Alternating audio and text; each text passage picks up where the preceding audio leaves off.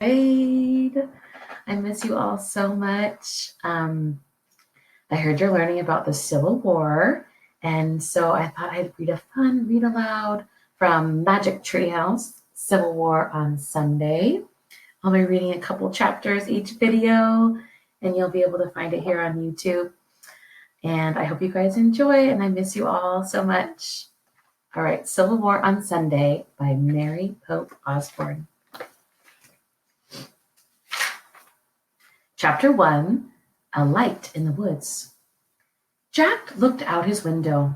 It was a dreary Sunday afternoon. There were dark clouds in the sky, and thunder rumbled in the distance. Jack stared down the street at the Frog Creek Woods. When is the magic tree house coming back? He wondered. Hey, guess what? Annie said. She charged into Jack's room. I saw a flash of light in the woods. It was just lightning, said Jack. No, it was magic.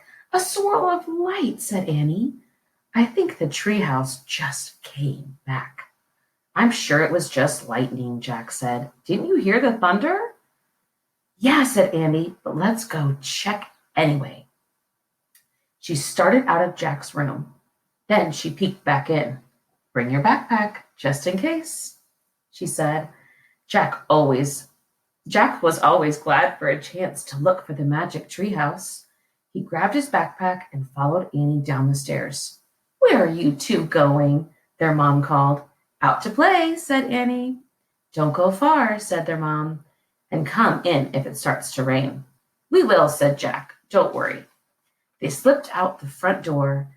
Then they ran up the street into the Frog Creek Woods. The woods were dark under the storm clouds. A cool wind shook the leaves. Soon Jack and Annie came to the tallest oak tree. Oh, man, said Jack. You were right. The magic treehouse stood out against the gray sky. Morgan, called Annie. There was no sign of the enchantress. Let's go up, said Jack. He grabbed the rope ladder and started up, and Annie followed. They climbed into the treehouse. It was hard to see in the dim light. Look, said Annie. She pointed to a piece of paper and a book lying on the floor. Jack picked up the paper, and Annie picked up the book. Listen, said Jack. He held the paper close to the window and read aloud, Dear Jack and Annie, Camelot is in trouble. To save the kingdom, please find these 4 special kinds of writing for my library. Something to follow, something to send, something to learn, and something to lend. Thank you, Morgan. Camelot's in trouble, said Jack. What's that mean? I don't know, said Annie, but we better hurry and find these writings. Let's go look for the first, something to follow. I wonder where we should look for it, said Jack. What's the title of the book you're holding? Annie held the book close to the window to read the title. Yikes, she said softly. She showed the book to Jack. On the cover was a painting of a peaceful-looking field and a blue sky. The title said, The Civil War. The Civil War, said Jack. Cool. Annie frowned. Cool? She said, War's not cool. It sort of is, said Jack uncomfortably. He knew war was bad, but some parts of it seemed fun, like a game. I guess we'll find out, said Annie. She pointed to the cover. I wish we could go there. Thunder boomed through the woods, and the wind started to howl. The treehouse started to spin. It spun faster and faster. Then everything was still, absolutely still. Chapter 2, Cruel War. Glaring sunlight filled the treehouse. It's really hot here, said Jack. Especially in these clothes, said Annie.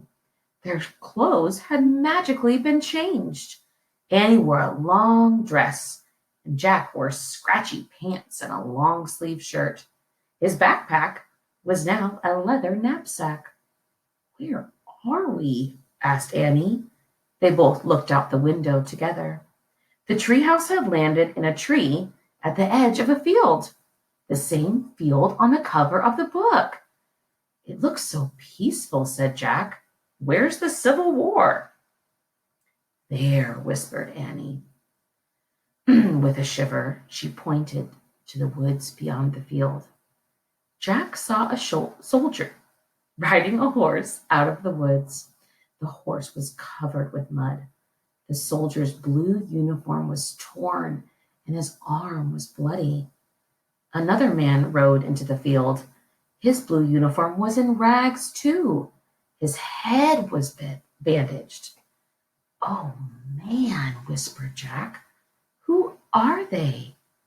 He opened up the Civil War book and found a painting of some soldiers in blue. He read it to Annie. 1861 to 1865.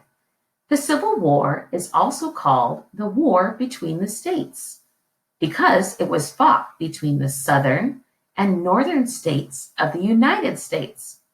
Southerners wore gray uniforms and were called Confederate soldiers.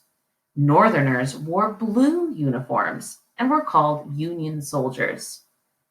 "So they're Union soldiers," said Jack.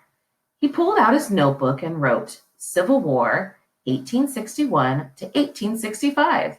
Blue equals North equals Union. Gray equals South equals Confederate." Jack looked at his book again, and he read aloud. "The Civil War was cruel and bloody war. More people died in this war than in all of the America's other wars put together. 1 out of every 5 young men in the nation died or was wounded."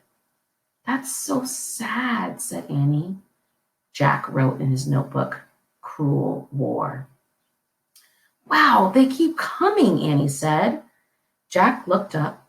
More Union soldiers were coming through the field. These didn't have horses. They all looked sad and weary. Some of them limped. Some of them had to help others along. One man stumbled and fell down. "I have to help," said Annie. "Wait," said Jack. She started down the rope ladder. "You can't help," said Jack. "A kid can't help." But Annie kept going.